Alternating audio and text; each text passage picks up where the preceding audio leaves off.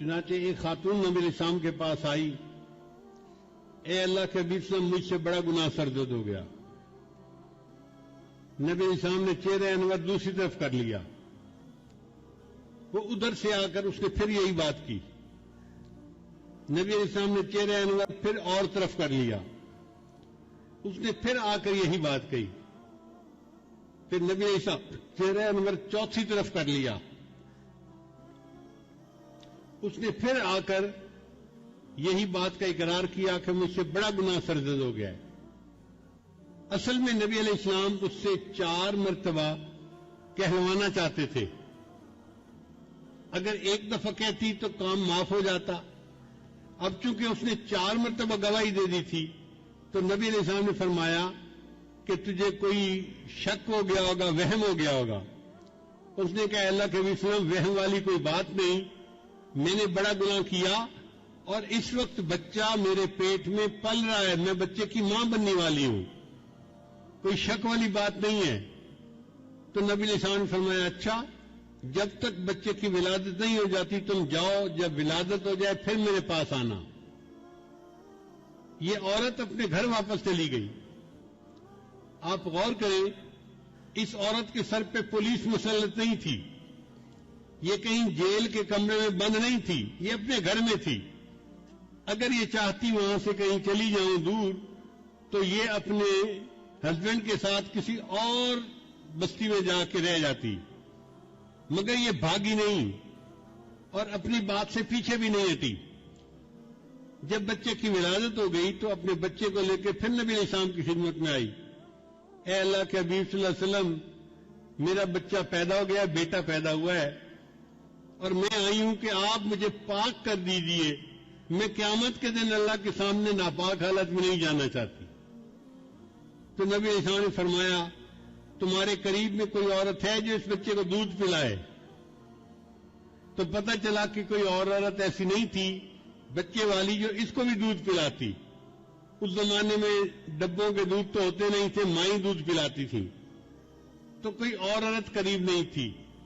تو نبی علیہ السلام نے فرمایا اچھا تم جاؤ اور بچے کو اتنی دیر دودھ پلاؤ کہ یہ دودھ کی بجائے کھانے کی چیزیں کھانے لگ جائے، سالڈ لینا شروع کر دے۔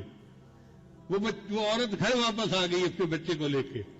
اب اس کے پاس 2 سال کا وقت تھا، کیونکہ دودھ پلانے کی عمر عامین یومین کاملین 2 سال پورے ہوتی ہے۔ اس عورت نے بچے کو 2 سال دودھ پلایا تو بچہ اتنا بڑا ہو گیا کہ وہ روٹی کا ٹکڑا کھانے کے قابل ہو گیا۔ چنانچہ وہ اپنے بچے کو اس حال میں لائی کہ بچے کے ہاتھ میں روٹی کا ٹکڑا تھا اور بچہ روٹی کا ٹکڑا کھا رہا تھا۔ یہ پروف تھا اے اللہ کے نبی صلی اللہ علیہ وسلم، اب میرا بچہ دودھ کا محتاج نہیں رہا۔ اے اللہ کے نبی صلی اللہ علیہ وسلم، میرے اوپر حد جاری کیجیے اور مجھے پاک کر دیجیے۔ اس کا مطلب یہ کہ اس عورت کے دل میں ایک آگ لگی ہوئی تھی، ندامت کی، شرمندگی کی، کہ میں گناہ تو کر بیٹھی ہوں لیکن میں اس گناہ کی حالت میں اپنے رب کے سامنے نہیں جانا چاہتی۔ میں چاہتی ہوں کہ میرا اللہ میرے گناہ کو دنیا میں معاف کر دے اور میں آخرت کی ذلت سے بچ جاؤں۔ چنانچہ نبی علیہ السلام نے اس عورت کو رجم کرنے کا حکم دیا۔ حضرت عمر رضی اللہ عنہ نے جب اس عورت کو پتھر مارا تو خون کا کوئی چھینٹا ان کے کپڑے پر آ کر گرا، تو انہوں نے اس عورت کو کہا یہ کتنی ایسی ہے اور ویسی ہے، اپنے قبیلے کو بھی بدنام کیا، ماں باپ کو بھی بدنام کیا، اور ایسی حرکت کرنے پہ تجھے شرم نہیں آئی؟ جب حضرت عمر رضی اللہ عنہ نے اس کو ڈانٹا تو نبی علیہ السلام نے فرمایا عمر اس کے بارے میں کوئی ایسی بات نہ کہو، لقد تابت توبتن، اس عورت نے ایسی سچی توبہ کی ہے، اس کی توبہ کے ثواب کو مدینہ شہر کے سب لوگوں میں تقسیم کر دیا جائے، اللہ سب کے گناہوں کو معاف کر دے۔ تو گناہگار اپنے گناہوں سے توبہ کرتا ہے، اللہ اس کے بدلے پورے شہر کے لوگوں کے گناہوں کو معاف فرما دیتا ہے۔